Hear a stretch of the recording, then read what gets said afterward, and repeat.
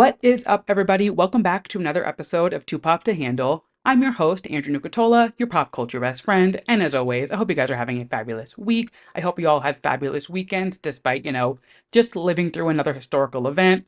Casual is cool. Like, what better way to kick off your Saturday night than the former US president having an attempted assassination? It's cool. It's fine. Like, it's super chill. We're living in really, really like normal. Nothing's weird about, this election year. Nothing. Everything is really, really chill, really cool. What the fuck? Fucking insane. But, we're not going to harp on it. We're not going to even bring too much light to it. We're not going to chat about it. It's not worth my energy. It's not worth your listening time. We're just going to keep the ball rolling. But yes, I hope you all are doing well. I hope we're all, coping with things properly and whatever your vice is. Use it because we are in for a storm of a year. Who knows what the fuck is going to happen? But you know what? Like I said, we're putting it beside us. We're just going to keep trucking along and, talk about another historical event that happened this weekend. Maybe not historical to you, but it is to me. I did something a little crazy over the weekend and I got Botox for the first time. I know, insane, but I didn't get anything like cosmetic. I didn't do it, I didn't do forehead or anything. And don't even try to come for me in any comments and be like, well, maybe you should have because I don't want to hear it. It is hot as hell in New York. We are going through a heat wave, and for a while, I've been considering trying out getting Botox under my arms because we're sweating. It's hot in New York, and it's just like not the vibe. I hate being sweaty. It's just like it's not fun. Nobody likes it. And I was just like, I'm done. I'm allergic to literally 95% of antiperspirants. Deodorants I'm fine with, but antiperspirants, I have a weird skin allergy. I can't use anything. I like can't buy 90% of my regular products in stores. I have to order pretty much everything like toothpaste, face wash, shampoo, conditioner. I literally order everything special order because I'm so blessed and lucky and I'm allergic to pretty much everything skincare related. So love that for me. So I finally bit the bullet and I was like, you know what? Fuck it. Let's try it. I was nervous to do it for a while because I was like, what if I sweat more somewhere else? What if it doesn't work? What if I hate it? I got it on Friday. It is now Tuesday, so it's been about 5 days.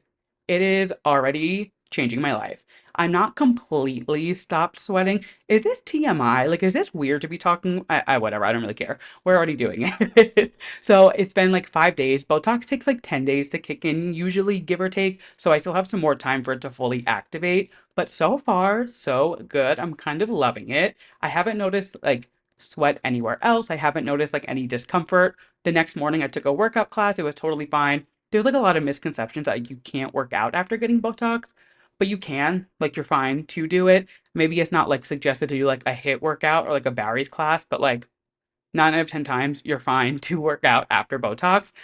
So yeah, very excited to join the Botox Club. I will keep you guys updated on how I like her. I feel like it's one of those things that's like kind of taboo. Nobody really talks about it. And you never really know like if it's gonna work, if people are just like lying online about it. So I will be your trusted source and I'll keep you guys updated on the state of my underarm. So stay tuned for that. We're really just like kicking this show off. Hit the ground running. We are getting close and personal. Anywho, moving on.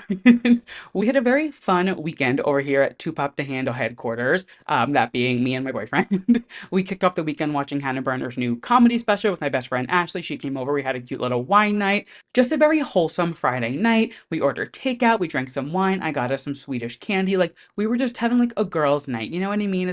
Sometimes that's what you need. You don't need to go out on a Friday, you don't need to like get rowdy. A glass of wine, some takeout, some candy, and a Hannah Berner Netflix special. Like it just does the trick sometimes. And we will talk more about Hannah's special later on in the TV recap. I kind of want to just, get the show going. But yes, Friday night was very wholesome. Saturday started out really wholesome. I went and I took one of my favorite workout classes, which if anybody in New York is looking for a fun and a kick-ass workout, I cannot tell you how much fun 305 Fitness is. If you're a girl who likes cardio, if you like to dance, if you like to throw ass, 305 Fitness is literally one of the best workouts. I had so much fun. And it's like, it's not fun to work out.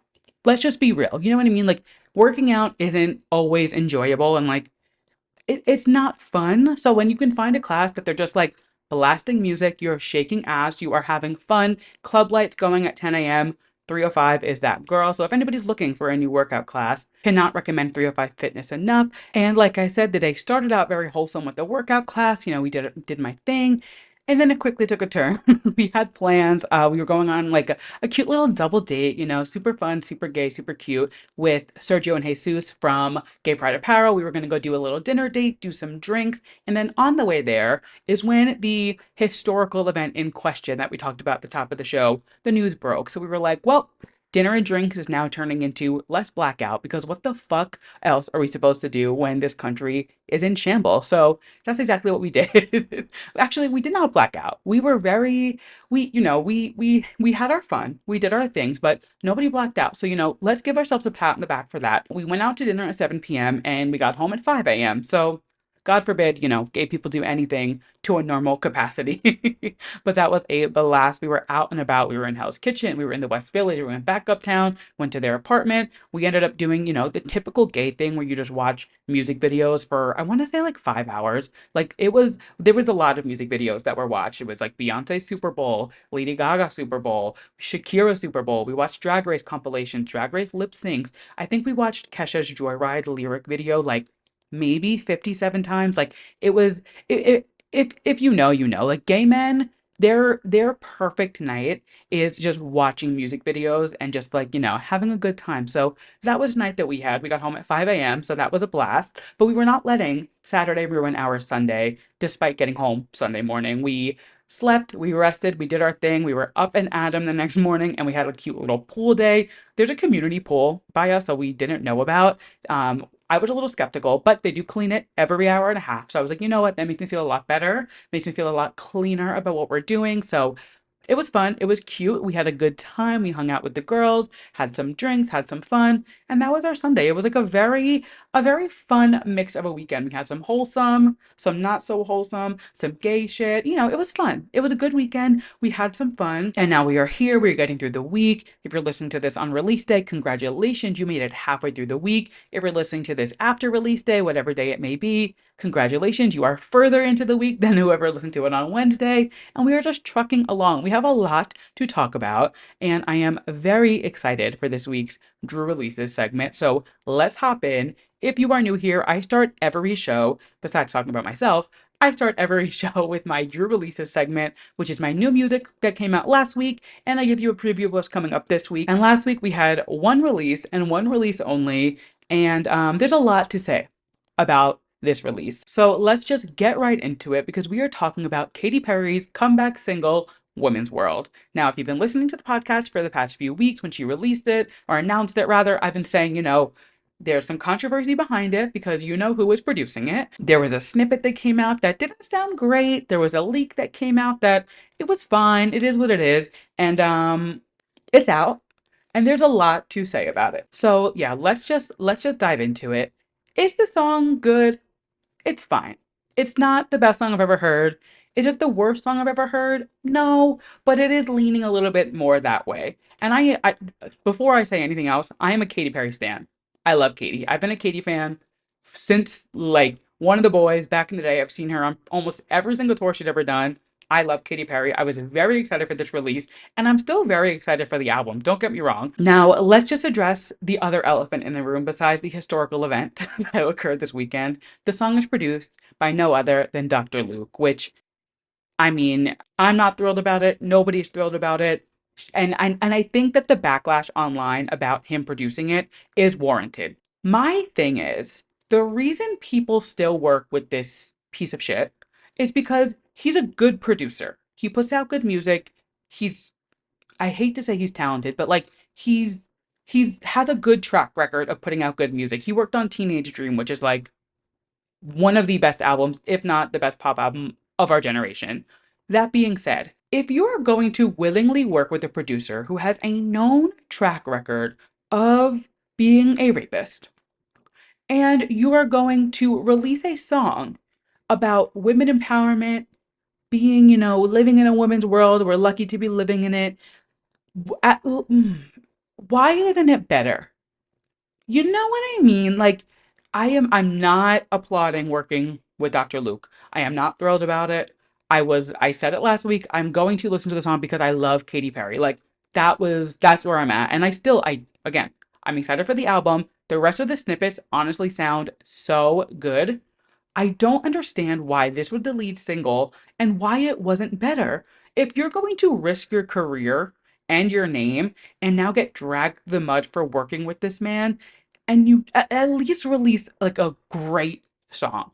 You know what I mean? Like, if you're going to go through all of this trouble and like risk your name and risk your career, and like you're already kind of in shaky waters because your last two eras weren't really weren't really received great from the public. Like, I your comeback single having this high of stakes and this much baggage and then just not being like a knockout single just seems stupid. And when the rest of the album comes out and there are 10 other tracks that could have been such better lead singles and you could have scrapped this, I'm hoping and I'm praying that he is not producing any more of the album. Like, I hope it was a one and done thing. Like, hope, oh God. Oh my God, I didn't even think about the idea of him producing more songs on the fucking album. Oh, yeah, it's gonna be rough. It's gonna be hard. Like, and like, even with this first song, again, I don't hate the song. I don't think it's that terrible. Do I think it's great? No. It's fine. It's a fine song. But the baggage that comes along with it, and if that baggage is going to carry through the rest of the album, it's going to be very hard to listen to it and just be like, yeah, this is great. Let's not talk about the rapist who's behind it producing it. Like, I don't know. We will see. Again, I'm from a standpoint of just like a song, I don't hate it. Will I be listening to it every day of my life? No. I'll listen to it maybe here and there. We'll see. The rest of the snippets of the album do sound really, really good. Like, she did a few songs when she did her interview with Zane Lowe. She did a few snippets on Instagram Live. They sound so good, and I'm like, I'm ready for the rest of it because like this first lead single, it's just, I don't know. I don't know. We will see. We will, I would love to like do a whole album review of this album and like talk it track by track. I have my friends who are like, "Hey, I want to do the Katie album with you," and I want to do that. But I'm just like, if the whole album is continued to be produced by this man, I don't know. We will see. We will pick that up when we get there. But that being said, I'm not loving the song. I like the song. I'm not loving it. There's so much better music, Brat, that has come out this year. I still haven't stopped listening to Brat, by the way. Like, I can't take it off repeat. It's all I listen to. It's all I think about. It's too good. I'm obsessed with it. I can't. That being said, let's move on and let's leave Women's World in the past for now because it is what it is, and it was what it was. Coming out this week, which is exciting, we have a solo single from no other than Mr. Joe Jonas, and apparently his upcoming music is the most personal he's ever released, and it is going to kind of give us a look into his divorce, obviously with Sophie Turner, going to give us a little bit of a glimpse into his relationship with Stormy, the girl that he was dating after Sophie. I don't believe they're still together, to what I know, but we will see. I am excited to hear it. I'm excited to listen and see what he has in store for this solo era. But my expectations aren't high. I'm just gonna say it. I don't think it's gonna be bad, but again, I don't think it's gonna be great. I think it's just gonna be fine music. I think it's gonna be good. Maybe it'll be like a fun, cute little summer bop. We will see. I'm not turning Brad off to listen to it though. I do know that. Like, I'll keep that there. We will see though. Maybe I'll eat my words. I hope I eat my words. I love Joe Jonas. I would love for him to, come in and slay with some sick music, but we will see. I'm not going to count my chickens before they hatch, and I'm not going to overly promote and be overly excited for a song if I'm not truly excited for it. And I think that's a good place to stand at. It's a good place to be at. But yes, Joe Jonas, first solo single coming out, Work It Out, this Friday. And we also have new music from Madison Beer coming out this Friday, which typically wouldn't really raise my brow at. I haven't been a big fan of her past few projects. I loved her EP that came out a few years ago. What was it called? As She Pleases? Yeah, I think it was called As She Pleases. It had like Dead, Home with You. That EP I was obsessed with. It was in my top albums of the year. Like, it was so good. So when her project after that came out, They didn't really meet the caliber that I wanted them to be at. They weren't bad, they weren't good, they just, they didn't stick with me. So, but this new single, I don't know, she's been having kind of like this resurgence online. I feel like I've been seeing her a lot more on my TikTok. So I will be tuning in. We'll be tuning in. It's called 15 minutes. We will see. Maybe it'll just be a 15 minutes of fame type moment, who knows? But yes, new music from Madison Beer this Friday. We will see. Sometimes she slays, sometimes she doesn't. So stay tuned. We will talk about that next week. And that being said, let's move into some more of our pop culture topics. First things first, we're just going to piggyback off of something from last week. There's some new things that have happened since the Ariana Grande interview with Evan Ross Katz on Shut Up Evan last week. So, she is she's putting her foot down yet again because her fans don't know how to act. If you remember last week when I was talking about it, or if you listened to the podcast, she was saying she wants to do a mini tour for Eternal Sunshine. There's a deluxe version on the horizon. She has a lot more to this era that's been released, which is so exciting.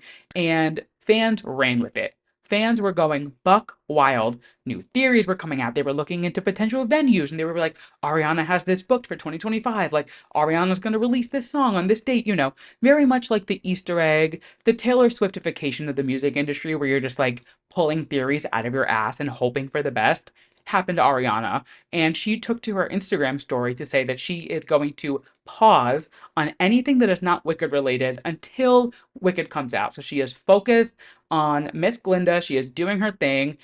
She did end up then going to say, obviously, with the exception of my beauty and fragrance brand, and of course the music and singles that have already been released. So what I'm taking this as is like anything that's already released or is already kind of in her pipeline to like have a set launch date. So like a fragrance, she's now I think in Sephora and she's a Swarovski spokesperson. Like the girls, she's booked and busy. She has things up her sleeve. So what I'm taking this as is she's pausing the announcements of anything new that aren't already set in stone. So like if there's a single that's already planned for a remix and a music video to come out before Wicked and it's already set to be released, she's going to continue with that. But like anything that doesn't have a set release date on her end, she's going to pause and wait until Wicked is over. So really, that's only 8, 9, 10, 4 months. Again, quick math, not great at it, but we do our best. So it's really only 4 months until Wicked comes out, which is crazy to think about. So we're getting there, we're doing our thing. But yeah, it just goes to show the way that fandoms go buck fucking wild and just take things and run with it. It is just like, can we just let these artists do their thing and breathe? Can we let them just like release as they want to? Like it, as excited as I got for this whole Eternal Sunshine Deluxe, and really anytime an artist mentioned a new project or anything that's working on it, of course we all get excited, but people take it to a level that it's so annoying. There's really no other word than fucking annoying. When people get to the point where they're like, oh my God, she just posted a photo, and if you zoom in on the background and you unblur it in Photoshop, you can see a clock, and the clock is pointing to 3:15, which means on March 15th, she's gonna release this single. Like, when it gets to like that shit, now I'm like, I can't. I don't know. Maybe I've just like outgrown the stan theories and this or that. Obviously, like when there's concrete evidence, sure, I'll take it. But people were getting so in depth already with this Ariana thing, looking into venues that might potentially be booked already, and like, it gets crazy. It gets fucking nuts, and I don't blame her for reeling back in and being like, oh, never mind, we're gonna put a pin in this until one of the biggest movies really of the next few years that she's starring in drops. Like she's like, I have bigger fish to fry than giving you 6 more songs. Let me do my thing. Let me collect my check. Let me get in my pink get up and then we'll come chat. So that's that on that. Just wanted to close the loop there. But I will say this Swarovski photo shoot, first and foremost, rich. That, ooh girl, I know that check was fat. And second of all, she looks good in these photos. I love them. The whole photo shoot came out today, and I every time I saw a new one, I was like, she's just so pretty. Oh, I love her. Just like a fun little side project. She's like, oh, let me go collect this Swarovski check really quick, be their spokesperson for a minute, and then I'll hop back into Wicked. Like super casual, really normal day to be Ariana Grande. You love to see it. I love to see a bad bitch winning. And moving on to somebody who was also on a break, but is now, I'm guessing, making their slow comeback. Mr. Harry Styles made his first appearance on a concert stage for the first time in It's been a minute. It's been a while. If you did not see, Stevie Nicks brought him out at the BST Hyde Park Festival over the weekend. I think it was on Friday. And they sang Landslides and Stop Dragging My Heart Around, which is not the first time they've performed together. And they've performed these songs together before. I know they did Landslide. I want to say it's twice. It was once at like an album release party for Harry's first album, and the second time was at the LA One Night Only that he did for Harry's house? No, Fine Line, for Fine Line in LA, because one night only was here for Harry's house. But that being said, this is not their first rodeo, Harry Styles and Stevie Nicks. And at first I was just like, oh my God, this is major. Like, Harry hasn't done anything in a while. It's been a minute. We are overdue for an album from him, and I'm very excited for whatever he has up his sleeve. But I did not realize that it was not only him coming out to perform with Stevie Nicks, it was Christine McVie's 81st birthday, who is Stevie Nicks' best friend who passed away like 2 or 3 years ago. So he came out to pay tribute to her for her birthday, which is so sweet. In the video of the performance, Stevie said, I asked Harry to do this. It was always heavy to ask someone to come and sing the song with you when you're singing about your best friend that died so suddenly and so sadly. What I want you to know is Christine was Harry's girl. She was my girl. She was your girl. She was from here. She loved all of us. And today was her birthday. So he came out. He did a little tribute for her, which is so cute. And I'm like 99% sure he's gearing up to start this new era. So just like a fun little way to like dip his toe into the spotlight, say hello to everyone, do his little thing, and then also pay tribute to her. So I just thought that was cute. And we love concert news here at Too Pop to Handle, which means our next story is also concert news. Adele is that bitch. Let me just say that. Adele, girl, she has cracked the code. So she has ended her Vegas residency, which went on for so long and was such a cool show. Like, she put so much thought and effort. I didn't go, unfortunately, but everybody I know who did go said it was like out of this world, unbelievable. And now she's getting ready to head over to Munich and do a residency there. And I knew she was going to Munich. I knew she was doing it. It's going to be pretty much all of August. The date, yeah, August 2nd through August 31st, 2 shows a week. So like 8 shows total, I would say, give or take. What I didn't realize is that the stadium was built specifically for her. They built this stadium for her show. Do you know how crazy that is? And how impressive that she has not released an album in 3 years? 2 years? 3 years? 3 years. Yeah, it's literally been 3 years since she released an album, and she is still selling out shows, and she is having places build her a stadium. Not only just a stadium, they're not just building it. This stadium seats 80,000 people. They built a stadium that holds 80,000 people for her to go perform 8 nights in Munich next month. Adele is that bitch. She has cracked the code. You can never say a word about her. No, but not that anyone hates Adele. Like, really, who hates Adele? Nobody. You can't. There's nothing to hate about her. You know what I mean? She's literally that bitch. But when I saw that they built this stadium for her, that is crazy. I maybe I just am not like well versed on the building of stadiums, but I have never heard of anybody having a stadium built just so they can go perform in a place. I know they're doing it in Thailand right now because they want Taylor to do the Eras tour there, but it's not going to be built until like 2027. So not to like rain on their parade, but that ship's probably sailed. Maybe not, who knows. Regardless, Adele is that bitch. I'm obsessed. I love this. I saw Adele in like 2016, 2017 when she toured 25. Was it? Yeah, 25. She was at the Garden and it was so good. Oh my God. It was such a good show. That was one of the hardest pre-sales I've ever dealt with in my fucking life. I went with Jacqueline and her sister and we were all on like 3 devices trying to get tickets. It was fucking hell, but I got the tickets. We went. It was a blast. It was so fun because she treats it almost like a talk show. Like the seats were all pointed at the stage, not just directly forward, but she had like a triangle stage and they were all faced towards her, almost like it was like a conversation with. She was chatting with everybody. She was hilarious. She was obviously singing. Like she would be in the middle of a joke and then be like, right, now we're gonna sing. And she would just like belt out the most beautiful noise you've ever heard. Ugh, I love her. I hope she tours again soon. Like I would love to see her again. She was phenomenal. And yeah, like I said, she is that bitch. And on the topic of concerts, I haven't plugged this in a while, but if anybody's new here or if anybody forgot, I do have a SeatGeek code. So if you are looking to save some coin on concert tickets, you can head over to SeatGeek and get $20 off your first order at SeatGeek when you use code 2POP to handle. So take that as my gift to you. Save yourself some coin. It would really be an honor to know that somebody got to go to a concert and save some money because of me. It would really just like make my heart swell. So use my code, go see a show, do your thing, maybe go see Adele in Munich, maybe go to the Eras tour, wherever you want to go. Buy a ticket, use my code, and I'll thank you guys later. Moving on to another girl who I just can't get enough of, Miss Sabrina Carpenter. She is just, I mean, I feel like I can't go a week without her. I just can't because she is just continuously slaying the house down boots.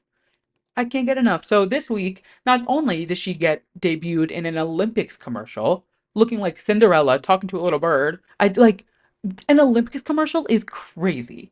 Fucking nuts. She also was the only female in the Billboard Top 10 chart this week, which again, I don't love talking about the Billboard charts. I don't like looking at it. But if it's Sabrina Carpenter, bitch, I'm going to eat it up and I'm going to give her all the flowers that she deserves. So she was number 5 and number 6 in the top 10 this week with Espresso and Please, Please, Please. Again, the album's not even out yet, and these singles are just they're just continue to grow and get streams. People are eating it up.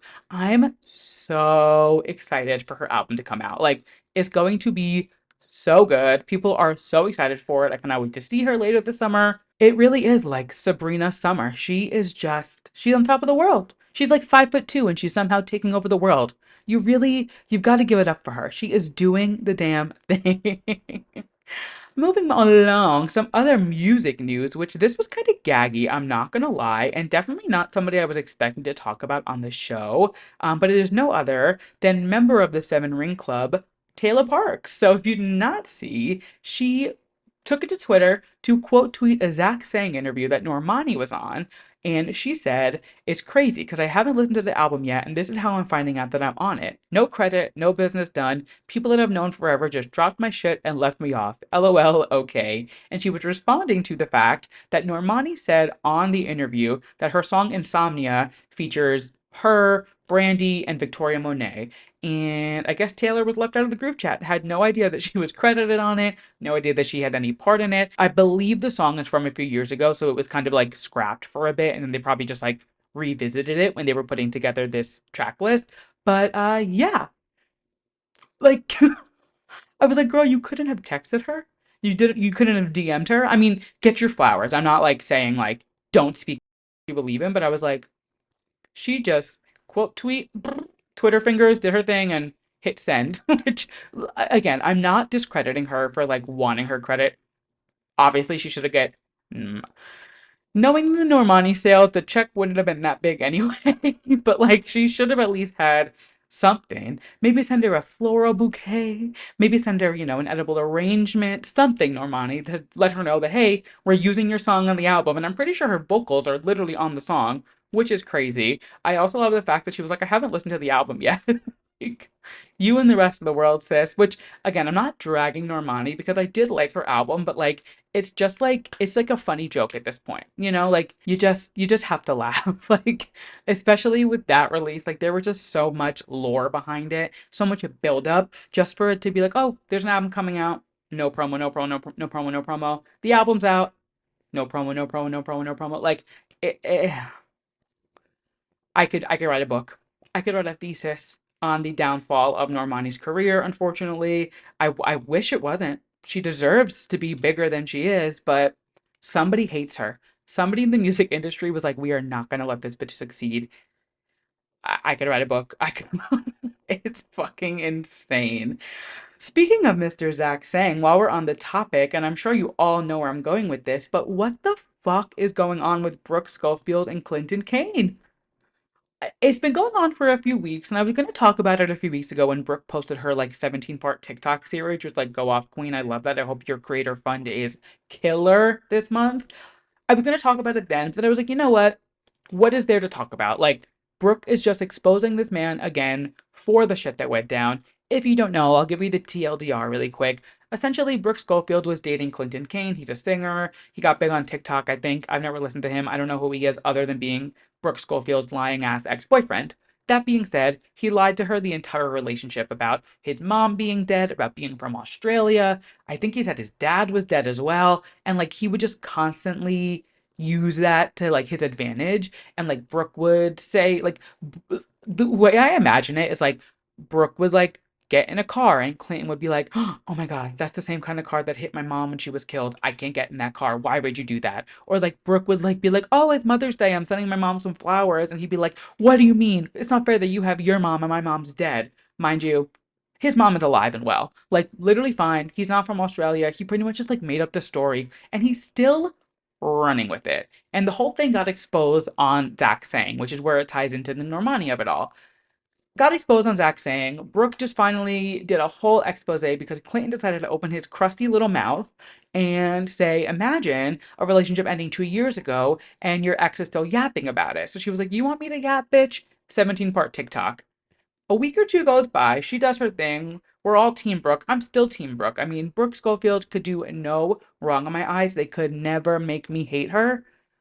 Life goes on, she's doing her thing, Clinton's continuing to lie, and then he decides to do his own 17 plus part TikTok series combating everything Brooke said. And like, I just want to make sure we're all on the same page. Like, it's fuck Clinton Kane, right? We're all Team Brooke. Right? Like that's the vibe, right? I haven't listened to the canceled episode yet where Brooke kind of does like the final bow on it. I think that's what set him off. I think that final episode was like he was like, "Nope, I'm gonna combat now and I'm going to do it." And what's crazy is he's still going along with these lies. Like he still won't just like come to fruition and be like, "Oh, like yeah, I was wrong." Like he's putting the blame onto Brooke. And trust me, it takes two to tango. I'm not saying like she was perfect in the relationship. A relationship is a two-way street. I'm sure she wasn't perfect in the relationship, but comparatively to what he did and said and lied about, she was pretty fucking perfect in the relationship from what I can gather. So yeah, it just I I think I'm more flabbergasted at the fact that it's still going on and they're still continuing to go back and forth. And I don't blame Brooke. I would have as soon as he posted that first part, bitch, it would have been would have been a wrap. I would have been going for his jugular again, just like she did the first part. He also turned his TikTok comments off on all of the parts, which just like, grow up. You're gonna post all of these videos when you know you're in the wrong in the situation and then turn your comments off. Like, at least let somebody fucking chime in and make a fucking nasty comment. It's just, it's crazy. It's really fucking crazy. If you have not watched Brooke's 17-part series on it, go to her TikTok. I promise you, it is so entertaining. Get a snack, grab a drink. You're not gonna believe your ears.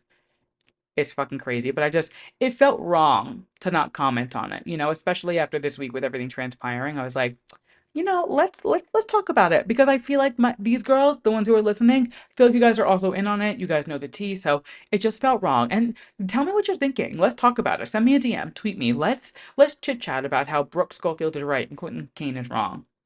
And moving right along, we seem to be going from one loser to another. And this next one is somebody I have not heard about in years. And the headlines that she is making today are not the headlines that you want to be making when you have been kind of under the radar, at least under my radar. Tried to look, I was like, there's not really anything crazy big that she's done in like 11 years, and we're talking about no other than Miss Shailene Woodley. Now, let me just preface you guys. Again, I never want to get political on the podcast. The next two or three stories, they're a little political, but they're lighthearted political. Something I like to call putting the lit in politics.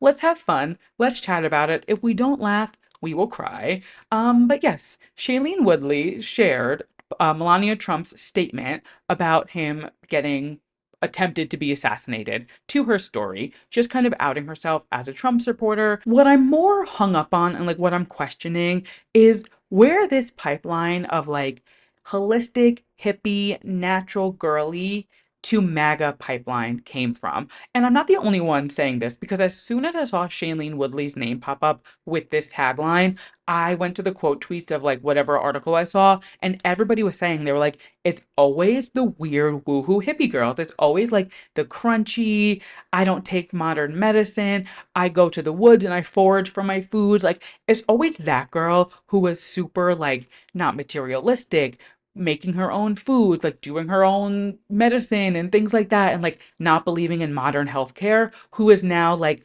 rallying behind Trump 2024. And it's just a really weird pipeline to be on. Like, it's just not, it wasn't in the bingo cards for those girls to turn into these girls, but it's, I don't know.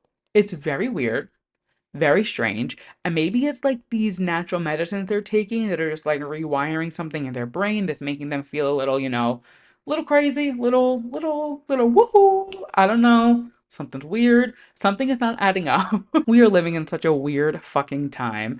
Editing Andrew popping in because for some reason the next like 5 minutes of the episode got corrupted. The video and the audio, I cannot get it back. I have tried converting it. I have tried exporting it to a different software. I don't know what to do. Not really sure what happened. I think she is a goner and that is okay. We have the beginning part, we have the end part. Life goes on. Pretty much, let me catch up to speed what you missed. I wrapped up the Shailene Woodley bullshit. She's insane. It is what it is. Then we went into my TV recap, which I told you guys how much I love the new Hannah Berner Netflix special, Rewrite at Dawn. It is on Netflix. Go check it out. It was hilarious. She is great. We love Hannah Berner in this house. And then I started talking about Owning Manhattan, and this is where the audio and video pick back up. So we have half of my Owning Manhattan recap.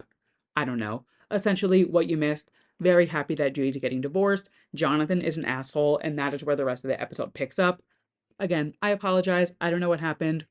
Life goes on. Enjoy the rest of the episode. It was just kind of like a no-brainer that he needed to be let go from the company, and I'm very happy to see that that is how the season ended. I really enjoyed this season. I thought it was really, really good. I thought it was a really strong first season. I would love to see a second season. I saw some people saying that they were going to get one, so fingers crossed. It's cool to see like New York real estate as opposed to Selling Sunset, Selling the OC, where they're doing West Coast real estate.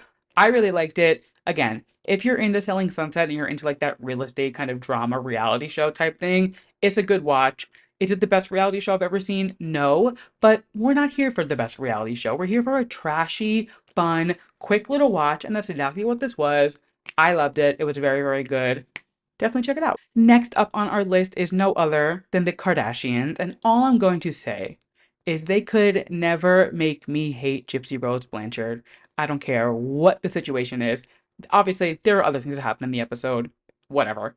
Gypsy Rose was the star of the show. When her and Kim linked up and they were just chit-chatting about how Gypsy really wants to bring more awareness to people with Munchausen syndrome, help people with it. And when she was talking about how like backwards the system was to her, they wouldn't give her therapy in jail. There's obviously just such like a corruptness within our system, and like the fact that people who literally were abused by their mother can't get therapy in jail because they don't qualify for it. Like, it just doesn't make sense. I feel like those years were the time for her or anybody in that kind of situation to get therapy, to talk to somebody. There's like grieving going on, there's healing. Like, you're going through a lot in that situation. And the fact that they wouldn't give her therapy while she was in jail is just like, it sets people up for failure, and it just kind of it shines a light on the fact that like things are so twisted within the system, and the fact that like they set people up for failure. They literally are setting people up to like go into jail. Obviously, going to jail, you did something wrong. Point blank period. 90% of the time, the person in prison, you're wrong. I'm not discrediting that. But it's also some of the time it's a reaction to something that they are going through that is out of their control, or a mental health issue or something along those lines. And the fact that there are not like the mental health resources in these establishments to make them kind of heal a little bit before they are put back into the real world, and they're just like, all right, go figure it out, go survive. It's insane. I love that Gypsy is speaking up and she's saying, I know what I did was wrong. I'm not saying what I did was correct, but there's got to be a way to like help people in these situations and give them a voice and give them the resources that they need while they are doing time for the thing that they did wrong. There's no denying that orchestrating your mother's death is wrong. Obviously, that I'm not discrediting that. I know that it's fucked up, but there's no reason why they couldn't have given her a therapist, a psychiatrist, any type of like resource to help her heal and like get over the trauma that she just went through for the entirety of her life. It is just, it's crazy. I love her. They can never make me hate her. And I'm so glad that Kim made the time to go see her because it's what she deserves. Moving on to Drag Race. Before we get into the recap, we have another Drag Race season on the horizon coming out along with Canada vs. the World because one season just wasn't enough. We are getting the first season of Global All Stars, which is so exciting. They are bringing for the first time ever one girl from every franchise and putting them in an all-star season. And this list is stacked. Full transparency, I did not watch a lot of these seasons when they went on. I don't watch a lot of the international franchises because it's just too much to keep up with. But in the past day or so, I have looked into majority of these queens and they are fucking sickening. I know for a fact that these international girls bring a level of drag that is so unbelievable. So I just know this season is going to eat, and I am so excited that Miss Alyssa Edwards is coming back to our TV. That sentence is so crazy to say. We are so lucky to be getting Alyssa Edwards back on our TV and representing the US in this Global All Stars competition. So, starting off the list, we have Alyssa Edwards from the US, Athena Lycus from Belgium, Eva LaQueen from the Philippines, Galavaro from Mexico, Kitty Scott Claus from the UK, Queen Kong from Australia, Miranda Lebreo from Brazil, Nehelina from Italy, Pythia from Canada. I did watch her season and I loved her, so I'm very excited to have her back on our screen. Soa Demuse from France, Tessa Testicle from Switzerland, which I just love her fucking name, and Vanity Vane from Sweden. So we have a whole new repertoire of girls coming in for this Global All Star season. Very excited. I'm definitely be tuning in. I mean, Alyssa Edwards alone is like, I was sold from there, but seeing the rest of these girls, I was doing like deep dives through their Instagrams and I did a few like TikTok compilations of them just to kind of like get myself a little more well versed. And I definitely want to do some more research before the season starts, but very excited for this. Crazy that we are getting another season of All Stars starting while we have another season starting, and All Stars 9 hasn't even ended yet. There's so much going on. I was worried about not having enough content to talk about in the TV recap in the upcoming weeks. Bitch, now I got 2 seasons of Drag Race to watch, so and a season to finish because, like I say every week, it's a new day in the workroom and we are recapping All Stars 9. This week, not much to say other than the fact that Roxy fucking Andrews is that bitch. It is the lip sync Lollapalooza where the girls are going head to head with each other in a lip sync, round by round by round, just one after another. It's like a gay man's dream, just watching drag queens lip sync over and over and over. What more could you ask for? Roxy Andrews, though, my fucking God, she is unbelievable. She has now won every single lip sync she has ever competed in. That is 9 lip syncs. She has competed and won every single one of them in every season she has competed in. That is insane. She is everything. But I also have to give some flowers to Chanel because she put up a fight in these lip syncs. She was channeling such like a traditional old school drag style, which she always does, but it was just so refreshing to see that and see her really shine into what she does, which is performing. And she was giving the girls a run for their money. Like she was killing it. This episode, were the lip syncs the craziest thing I've ever seen? No. But seeing Roxy go head to head just over and over and knock bitches out without even like lifting a finger, this bitch does it effortlessly. That is the definition of a fucking drag queen. I am so sad this season is coming to an end. Like, truly, I have loved this All Star season. We have 2 more episodes. It's a 2-part finale. So, 2 more weeks of recapping All Stars 9. I'm so sad to see it end. I really loved this group of girls. I loved this season. I thought it was so good. Let's see who wins. The obvious choice is Roxy. Obviously, Roxy deserves to win. Like, that's just duh. No shit. I'm still rooting for Angeria. I love her so much, and she is just so funny. She just brings it every week. I realistically, it's Roxy's game. Roxy's gonna win. Roxy deserves it. She is literally the front runner. She has 5 badges. It's Roxy's game, and she deserves it. But I just have such a special place in my heart for Angeria. I love her. But that being said, what a fabulous season. And that being said, we have made it to the final segment of the show. It is time for my yes and my mess of the week. My yes being something I'm loving, and my mess being something I am not loving. And my yes this week is something that has been a long time coming. I have a running list in my head of things that are just like potential yeses all the time. They're kind of like, if there's nothing in pop culture, nothing really like topical right now that could really pack a punch in the pop culture world that I could pull, and that would be a yes, just to have some backup options, you know what I mean? And this girl has been on my list for weeks, and it is no other than New York Liberty mascot Ellie the Elephant. If you have not seen Ellie the Elephant on TikTok, I am so sorry. I am obsessed with her. I will never scroll past an Ellie the Elephant video. She is the moment. She is my it girl right now. I am obsessed. If you don't know what I'm talking about, she is literally the mascot for the New York Liberty WNBA team. I know nothing about sports. I know nothing about basketball, but that bitch, Ellie the Elephant, she eats down. I'm obsessed with her. It's to a point where I'm like ready to go to a WNBA game just to watch her dance and perform and do her thing because she is everything. Whoever is inside that Ellie the Elephant costume, I am obsessed with you. You are an icon. You are a legend. You are the moment. Can we get brunch? Maybe go to a drag show, hit the club. Like, you tell me where to be, tell me what you want to do. Let's do it because you are the moment. I am obsessed with you. If you have not seen these videos, do yourself a favor, go to Ellie's TikTok because I'm obsessed. Moving on to something I am not loving and somebody I am not obsessed with at the moment. Amber fucking Rose. I'm not going to go too far into this because we've already gotten a little too political. We've already put the lid in politics. I don't want to continue on that path, but this is not a political podcast. But if you did not see Amber Rose's speech at the Republican National Convention, what a fucking idiot. When I saw that Amber Rose was speaking at this event, I was like, there's no fucking way. This has to be a joke. Like, where's Ashton Kutcher? I must be unpunked. And then I watched the video this morning of her speaking. I'm just gonna leave it at that. I'm not even gonna go into it. I promise you, I'm going to try to not bring these politics into the show every week, but my God, it is so crazy to be watching this literal circus of an election roll out in front of us and just not be like, are we all seeing the same thing? Like, are we all watching this and just like, we're all being like, what the fuck, right? It's not just me. I know it's not, but like, my fucking God. And with that, we have made it to the end of the show.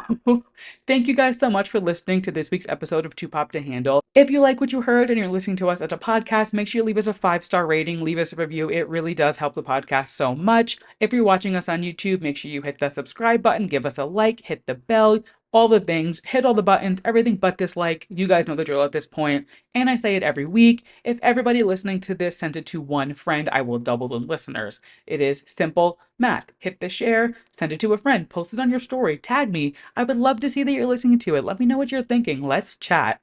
That being said, if you would like to follow us on social, we are at 2pop2handle on all platforms. Instagram, Twitter, TikTok, YouTube, you name it, I am there yapping. If you would like to follow myself on my socials, I am at Andrew Nucatola on Twitter, Instagram, and TikTok. And with that, I will catch you guys next week. Bye!